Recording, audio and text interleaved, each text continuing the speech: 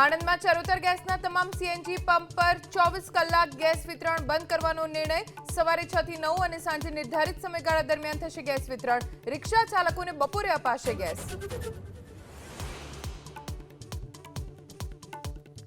સુરતમાં અઠવાગેટ ચોપાટી પાસે commercial gas ન મળતા રેસ્ટોરન્ટ સંચાલકોને ભારે હાલાકી। કામદારો વતન તરફ રવાના થવાની ચિંતા। કમર્શિયલ ગેસ સિલિન્ડરની કાળાબજારી થતી હોવાનો આરોપ।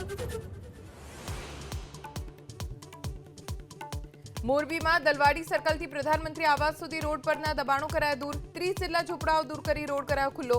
શનાળા ગામ નજીક 3 દુકાનોનું હટાવાયું દબાણ।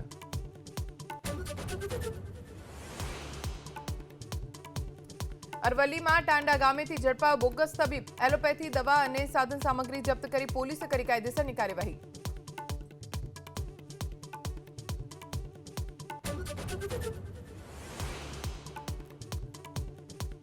સ્થાનિક સ્વરાજ્યની ચૂંટણી પહેલા પ્રધાનમંત્રી મોદી આવશે ગુજરાત। 31મી તારીખે વાવ થરાદમાં જંગી સભા સંબોધી તેવી શક્યતા।